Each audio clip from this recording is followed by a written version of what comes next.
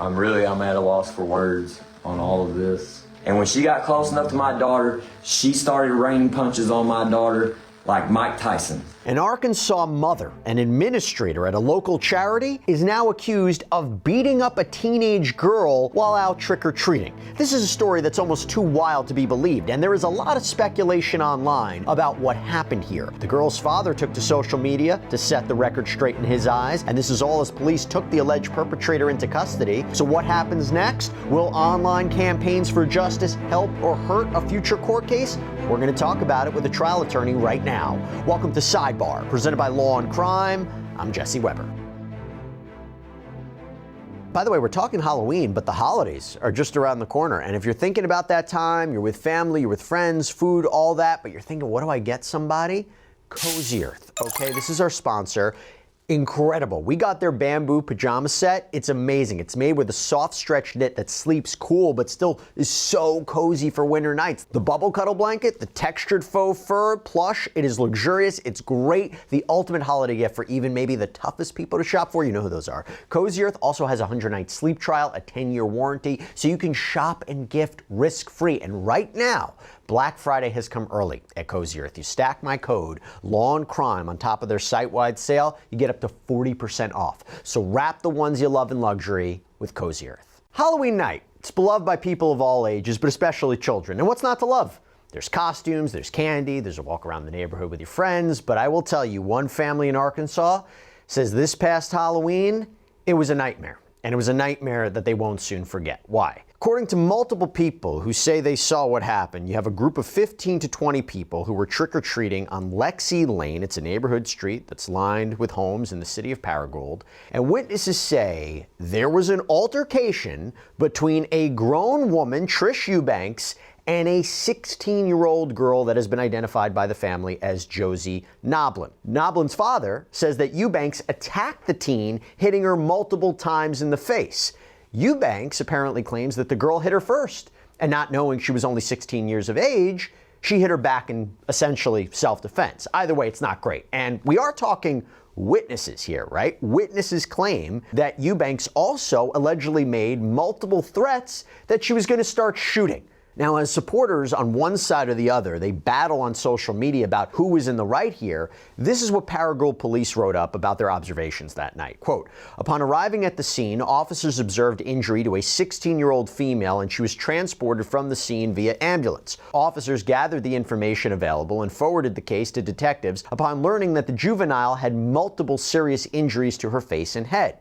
Detectives conducted numerous follow-up interviews and gathered additional information which represented that the potential defendant, Trish Eubanks, threatened to shoot one individual, cause serious physical injury to the 16-year-old female, and cause physical injury to another male on scene who was trying to separate the parties. The additional information provided showed that the defendant provoked the situation and did not remove herself from the situation while having the ability to do so. And as this story quickly spread around the small city over the weekend, there were loud demands from the community that Eubanks be arrested. And that is exactly what happened the following Monday. According to jail records, Trish Eubanks was booked on charges of terroristic threatening in the first degree, battery in the second degree, and battery in the third degree, all on November 3rd. She spent a little more than 24 hours in jail, per those jail records, and indicated that she posted a $50,000 bond and was released Tuesday at around 7 p.m. Now, Miss Eubanks' arrest, it is notable because of her position in the community as well. She is still listed as, quote, the developmental director on the website for Mission Outreach of Northeast Arkansas. This is a charitable organization. According to the site, our development director plans all special events, meets with donors one-on-one, develops new fundraising campaigns,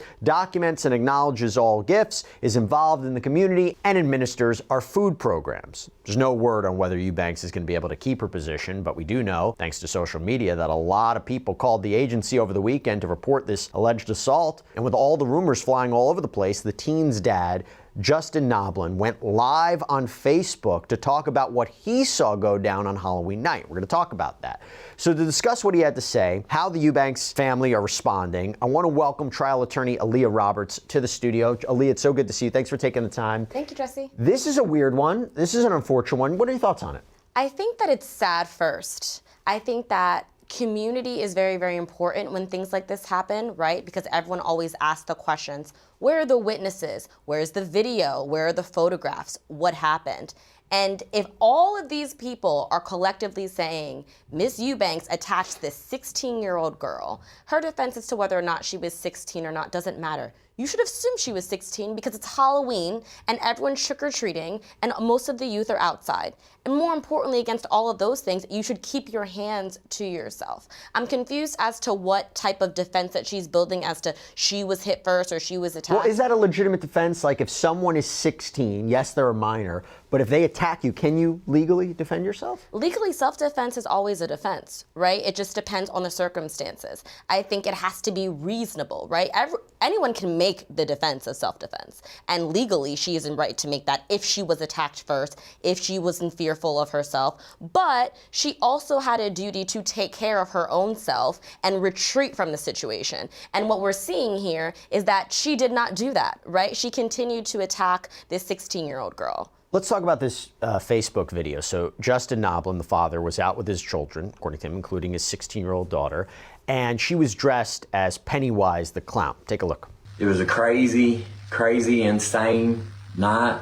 I need to tell the full story because there's a lot of confusion of what was happening, what was going on, who did what. I'll do that now, I guess. So according to Noblin, he and Chris Eubanks, okay, had this falling out last year over a certain piece of hunting land and who had the right to be on it. But he says that they had really no interaction since then until Halloween. Since then. And that was last year, the last time we had good snow on the ground. That's the last time I had seen or heard from any of these people. Until Halloween night. When I'm walking down the street with my babies, looking to my right, talking to a friend that was beside me, when somebody walked up, grabbed my shoulder, and spun me around. And started saying, hey, you're Justin, right? Hey, Justin, how are you, Justin? And I would say, yeah, I'm Justin. Who are you? Because I didn't recognize him. And then he said some things and reminded me of who he was. So I said, oh, yeah, appreciate you trespassing on my land last year. So basically, Noblin seems to claim that he decided to bluff and say that he, Noblin, had actually hunted on Eubanks' land and taken down a big deer. And Noblin says in the Facebook Live that he never actually went on Eubanks' land. He was just saying that. And that is when he claims Eubanks snapped and all hell broke loose. But as soon as I said that I had been on his land, he immediately started threatening to shoot me.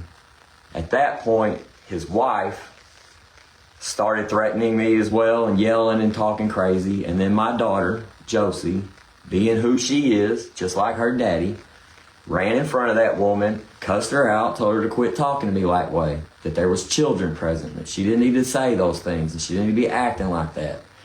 At that point, I grabbed my daughter, I turned her away and said, you're a kid, she's an adult, she's a grown woman, let me handle this. And I let go of her.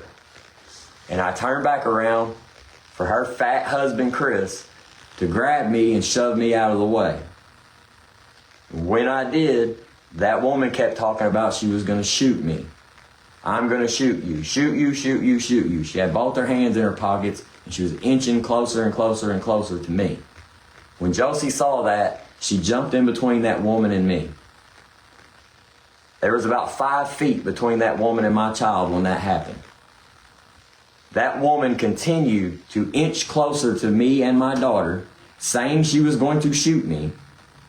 And when she got close enough to my daughter, she started raining punches on my daughter like Mike Tyson. My daughter's standing there in a Halloween costume with a bag full of candy in her hand, and this woman says that she thought she was an adult. She thinks my 95-pound child was an adult. When this woman started hitting my child, I jumped around her husband, grabbed my child, turned her around to cover her from the punches, looked back just like this, and this woman punched me straight in my face. Crushed my sinuses. I got a cut right here. This is a big cut. Okay, so Aaliyah, look, this is his version of events. Obviously, though, you look at the injuries here, the apparent injuries to his daughter. First, let's start with the charge of, terroristic threatening. It's not just making the claim of "I'm going to shoot you," but he describes these other alleged actions that she took, moving closer, hands in the pocket. Do you think that would be hard to prove, terroristic threatening like this? I think it could be. Of course, the witnesses would help corroborate if that actually happened, right? Whatever video was taken at the time, whatever individuals also heard those same things or saw those same things. And once you have at least one or two, right, it's a matter of credibility, because there is corroboration. Once you have a witness or you have a video or you have a photograph, and even if you had none of those things, it's still a matter of credibility of this witness, right? Like if this individual says this is what happened to me, it's a prosecution's job to support that with all the additional evidence in this case.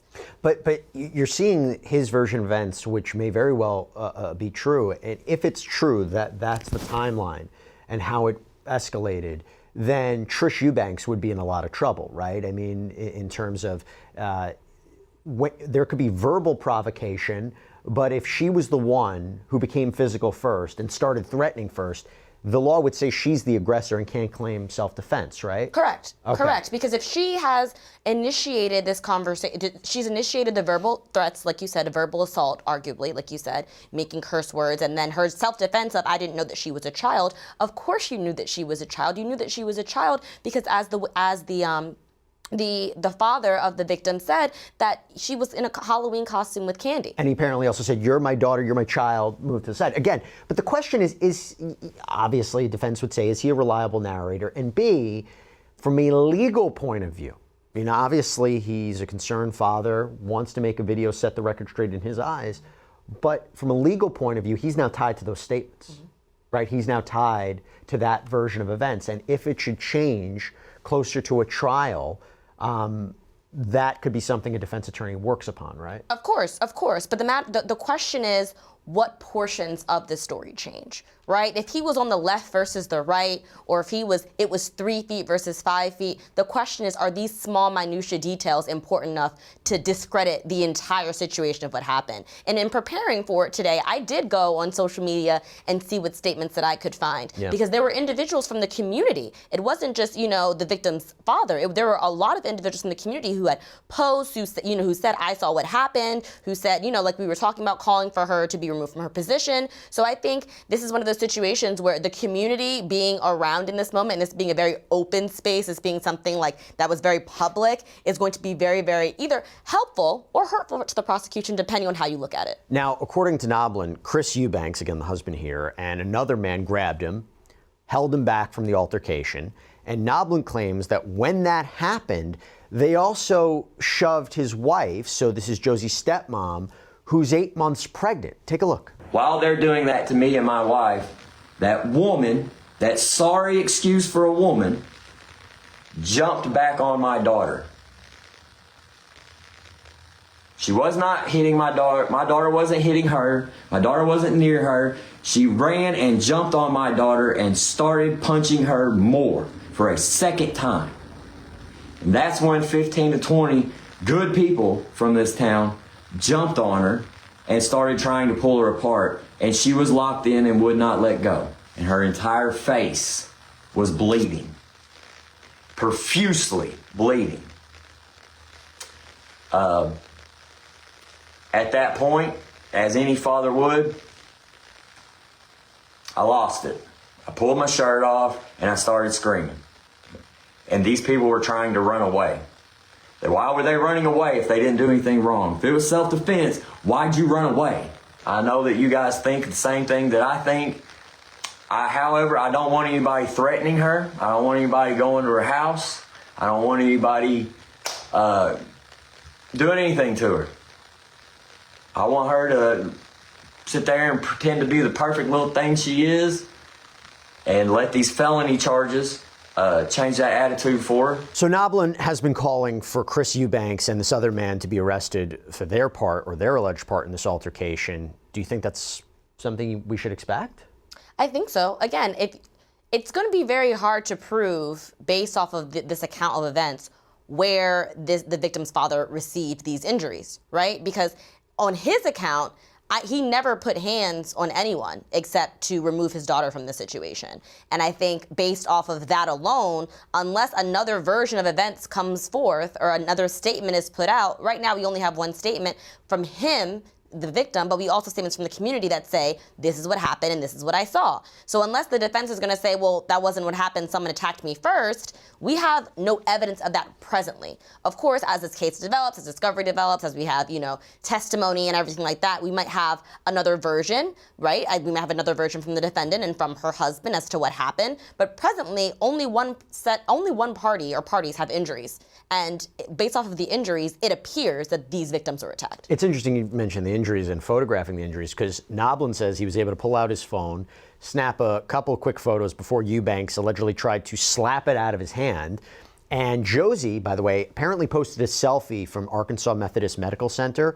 Her face is partially obscured, but her mom posted photos showing the apparent progression of her facial injuries on Friday, Saturday, and Sunday. And you can still see some kind of the red face paint from her Pennywise costume, and now seemingly replaced by the bruises and the swelling. According to Josie's parents, she has multiple fractures. They're speaking with a specialist to see if she needs to have surgery. Justin Noblin is hoping that someone has a clearer video of what happened here. Take a listen. Anyone that was there that witnessed this woman hit my child, because again, she's claiming self-defense, even though she went back and attacked my child a second time.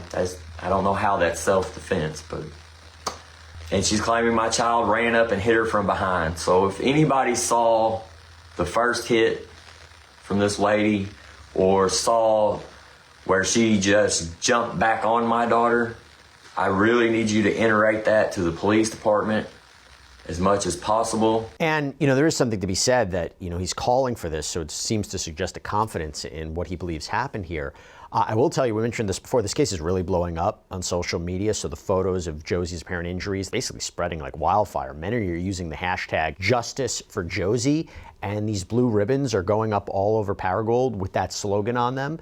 And you wonder, how that might affect this. And I'm going to ask you, Aaliyah, about that. But first, what does Eubanks have to say about all this? So local outlet, NEA Report, with NEA standing for Northeast Arkansas, tried to speak with Trish Eubanks, didn't get a response. Her husband, Chris, who we mention a lot, sent them a statement which says, I was with my wife on Halloween as we chaperoned our kids who were trick-or-treating when we had a regrettable encounter. A young woman was spewing foul language in front of the children, and when my wife asked her to watch her language, the young woman, who wore face paint and stood tall enough to appear to be an adult, struck my wife in the face. My wife defended herself as any reasonable person could be expected to do. We are hardworking, law-abiding, peace-loving people, and although my wife was assaulted first, our greatest hope is to put this matter behind us. So a completely different narrative. I do wonder if it all comes down to, obviously there's different accounts here, but cell phone footage.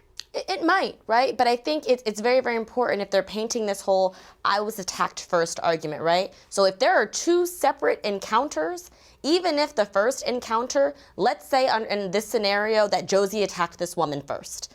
The first encounter was self-defense. How do you explain the second encounter? Isn't it progression, though? Correct, but then it's a situation of if I was attacked and I hit this person, at some point if she's bleeding the way that they're saying and she has fractures the way that you're saying, she was really putting a beating on this girl. Right. So you couldn't have felt that you were in harm's way at some point when I'm now seeing gushing blood from another person and I'm not bleeding. You can't make that argument because now the situation is, well, I see that she's bleeding, so a reasonable person, how do I feel that I'm still under threat? How do I feel that I'm still in danger if I am now causing the threat to another person? Because this is getting so much attention in the community, I was thinking how it might affect the case.